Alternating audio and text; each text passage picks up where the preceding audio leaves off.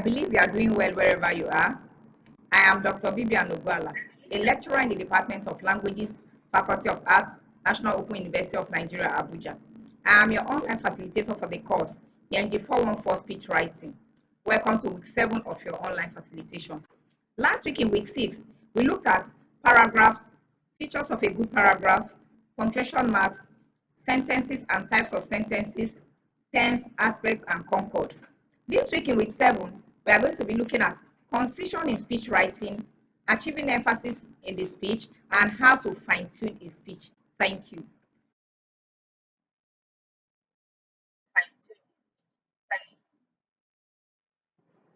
My email is bugwala@noun.edu.ng.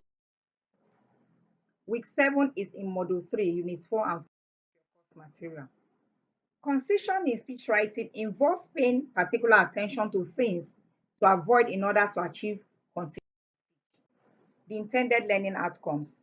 At the end of the lecture, you should be able to define concision in speech, explain how to achieve emphasis in speech, explain how to fine-tune a speech, and explain what makes effective the class activity. Before proceeding to watch the remaining part of this video, you have to attend to this class activity. What do you understand by concision in speech writing?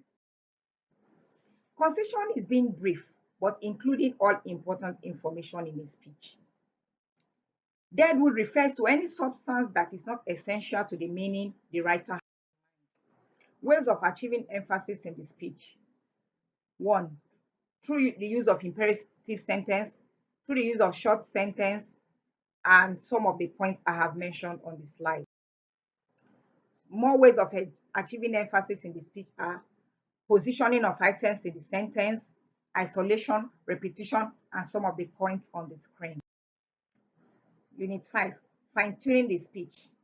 Effectiveness in speech relies heavily on the linguistic choices made by the writer.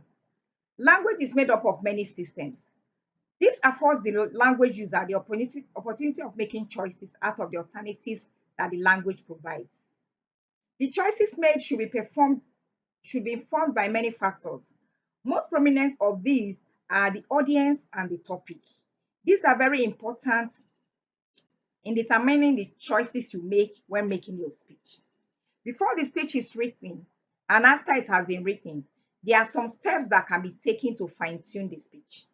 This is a form of packaging which can influence the reception of the speech. Some techniques of fine-tuning the speech. The use of parallel structures, the use of active verbs, and some of the points on the slide. Effective diction. Words are building blocks for spoken and written communication. The words an individual chooses constitute that person's diction. The effectiveness of verbal communication largely depends on the effectiveness of diction. The writer should use sense relations effectively, that is synonym, antonyms, hyponymy, and others. This choice depends on the temperament of the writer, the context, purpose of writing, and the audience. What makes effective diction? Clarity, suitability, simplicity, economy. Ways to achieve economy in speeches are some of the points I have mentioned on the slide. Conclusion. Effective communication is not a mere show of your vocabulary. It involves a careful selection of words, bearing in mind their collocations and the syntagmatic and paradigmatic relationships they have with one another.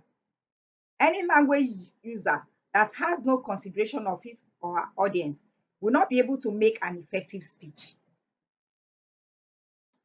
A speech maker who uses complex diction will not enjoy the attention of his or her audience. No matter how good your ideas are, you can miss the attention of your audience through bad diction. In order for you to be a good speaker or good speech writer, you have to take into serious considerations the mechanics of good speech presentation.